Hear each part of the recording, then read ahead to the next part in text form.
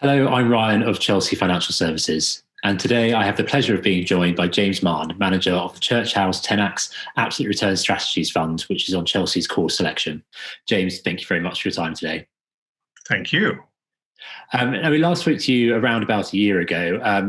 In your fund, you can buy a range of different asset classes. As we are at the beginning of 2021 now, what is your asset allocation like? Are you sort of optimistic or pessimistically positioned?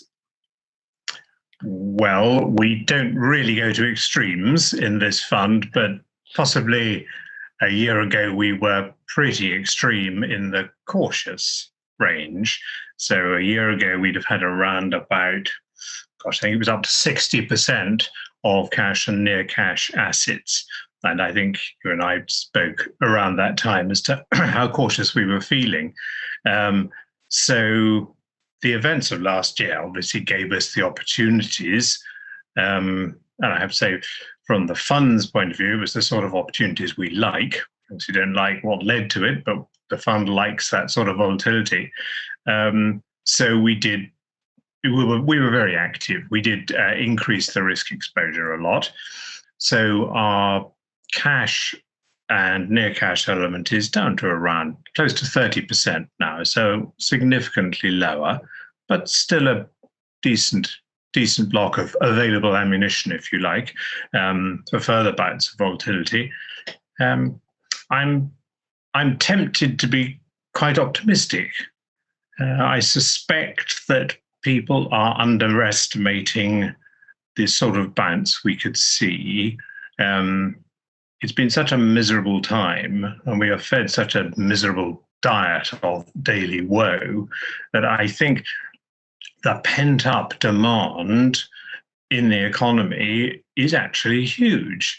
And I suspect that we will probably bounce more aggressively than is expected. And on that basis, I would tend to feel quite optimistic. There are going to be hiccups like the one we had last week, but as a basic principle, I feel more optimistic. And you said that there could be some periods of more volatility coming up, which is what you're saving your cash for. What do you think could lead to those? I know, obviously, you alluded to, we saw the short squeeze last week in markets. What do you think there is coming up in the next 6 to 9 months that could cause that volatility that would be an opportunity for you? Yes, I think half the fun of those sort of events is one doesn't actually know. That short squeeze event was interesting, but not one that people were expecting. I would just say in passing that I think hedge funds that are prepared to short that amount of a small company's stock are slightly asking for trouble, but so be it. And I suspect that particular one is probably behind us now.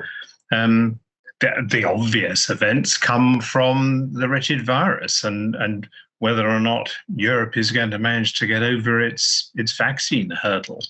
We do need this virus. It was actually very encouraging to hear not just the AstraZeneca news, which is of course good news, but actually in the background, it was rather good to hear that the Russian vaccine appears to work very well. Because, of course, those vaccines, the Sputnik vaccines and the others, are going to be inoculating an awful lot of people.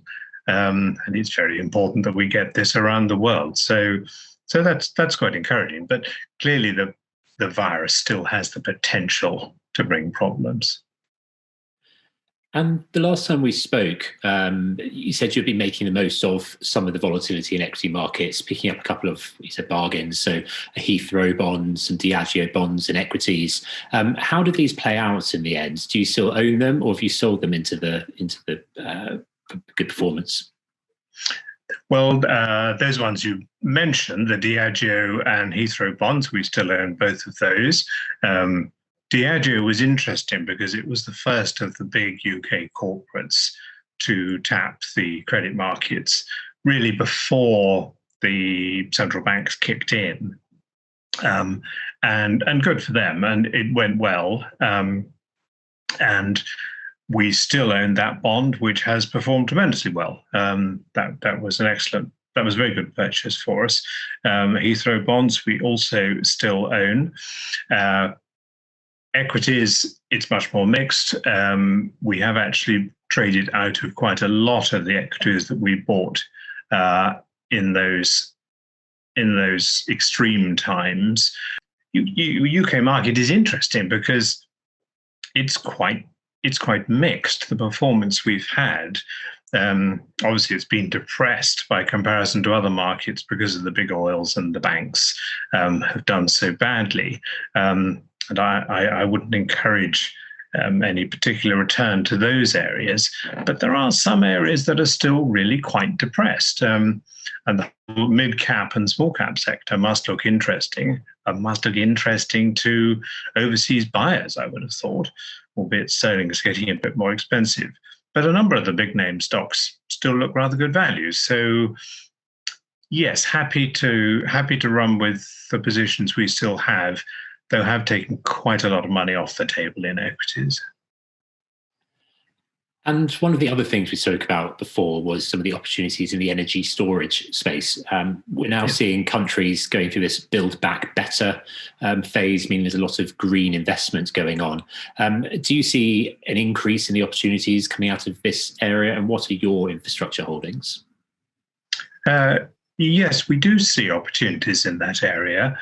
To look at the specifics that you mentioned, we hold several infrastructure funds that do specifically address energy markets. So battery storage, we think, is very interesting. It's been a pleasure to see how coal-fired power has essentially disappeared, and how little some of those big gas-fired power stations are being used now because of the extent of our renewables that are coming online in the UK. And that's very good to watch. But of course, the thing about the energy from the renewable power station is it's volatile. We all know how much the wind and the sun vary. So it is very useful for the grid to have battery capacity in place to smooth it out, because just as the power coming from these renewables is variable, so is our offtake of power. You know, we all rush out at half time to go and put on the kettle, and this creates bumps in the demand for power. So decent battery storage, I think, is very interesting. So we are certainly interested in that area, and we're interested in the whole area of energy efficiency, just because a lot of those old grid systems and grid power stations are not very efficient. It's much more efficient to have localized sources of power where possible. So I do think there's interest there. And now looking at your top 10 in the portfolio at the moment, I see there's a name that many of our viewers will know from somewhere else, and that's SoNIA. Can you tell us in very simple terms what that means for investors from a finance point of view, rather than for some of the other connotations of that name? Yes, SoNIA. Yes, it's a slightly odd name, isn't it? Well, SoNIA, to give it its proper title, is the Sterling Overnight Interest Average, which is a really catchy one. So SoNIA, at least, is better than that. This is the Bank of England's replacement for LIBOR, which was the old interbank offered rate, London interbank offered rate, which, of course, has had problems in the past. SoNIA is an average of overnight interest rates calculated by the Bank of England. So whereas LIBOR was the banks submitting their views as to current rates, what happens with SoNIA is that all the banks, the clearing banks, the commercial banks, all tell the Bank of England overnight what transactions they've actually done, and they have to be in by 7 o'clock for the early shift at the Bank of England. And they literally average them out to get this overnight interest rate. So it is more accurate, it is calculated by the Bank of England, and it provides a very useful short-term interest rate benchmark. And so what does that mean in the context of your portfolio when we see it in your top 10? Mainly that we do utilize floating rate notes a lot. We find them to be the most efficient and best priced from our perspective of the short-term money market instruments. Just to take a step back into the world of interest rates, we don't think that negative rates are likely in the UK, but lots of very short-term rates have gone negative. So the short-term gilt market yields are negative. Clearly, in an absolute return fund like Tenax, we do not wish to take on negative interest rates. That is quite the opposite of what the fund is trying to do. If we have a floating rate note, as we have linked to SoNIA, these all pay us interest rates at a spread over SoNIA. So we are maintaining a positive return on our funds from what is AAA paper. So it's an important short-term tool for us. I suppose I ought to just quickly mention, because I didn't when you were talking about things that might upset the market. I think inflation is the one that might upset the market. More than anything, it's possibly perceptions of inflation rather than actual inflation. We're going to see some pretty funny numbers coming out of the inflation figures because the comparisons to last year are going to be bumpy. So we're going to see these jumpy numbers, and that's going to make people think, oh gosh, are we getting inflation back? So inflation expectations are going to go up, even though I don't think inflation itself is going to go up. And that, sorry, it's getting a bit convoluted, but that in itself could cause a rise in short-term interest rates.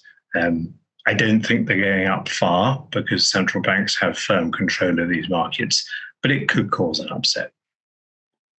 Well, that's certainly something to keep an eye on for all of us. Now, as ever, James, unfortunately we've run out of time, but that's been really interesting. So thank you very much for explaining that all to us today. Thank you. And if you'd like to know more about the Church House Tenax Absolute Return Strategies funds, please visit our website, chelseafs.co.uk. And for more from our video series, please don't forget to like and subscribe below.